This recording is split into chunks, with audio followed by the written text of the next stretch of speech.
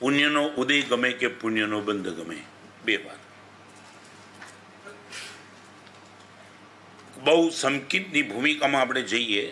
તમને એમ લાગે ગુરુદેવ ક્યાં સુધી આમાં ચાલશું? ખાલી કેટલો પ્રશ્ન આપી દો. આપણને પુણ્યનો ઉદય ખૂબ ગમે કે પુણ્યનો બંધ ખૂબ ગમે?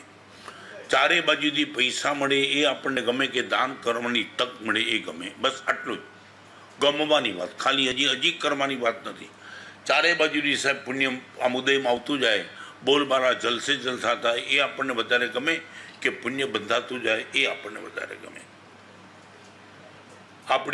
આપણો વધારે આનંદ પુણ્ય ઉદયમાં કે પુણ્ય બંધમાં? સમ્યક દર્શનની ભૂમિકાની વાત કરું છું. શેમાં સૌથી વધુ? હજી આગળ વાત કરું કલ્પેશ. સવારથી ઉઠ્યા ત્યારથી રાતના સુવો ત્યાં સુધીમાં પુણ્યના ઉદયનું પ્લાનિંગ ચાલે કે પુણ્યના બંધનું પ્લાનિંગ ચાલે? આગલી રાતે સૂઈ જાઓ એ પહેલાં આવતીકાલે મારે શું શું કરવું છે એમાં પુણ્યના ઉદયના પ્લાનિંગ કે પુણ્યના બંધના પ્લાનિંગ?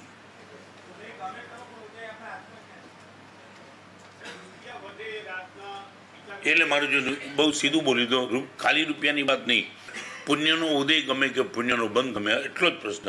આ ચીપ પ્રવચન નથી. એકલા રૂપિયા ઉપર વાત કરતા નહીં. મારું શરીર સારું રહે, મારી તબિયત સારી રહે, મારી પત્ની સરસ રહે, મારા દીકરા મને અનુકૂળ, મને રાતના ઊંઘ મને સરસ આવી જાય.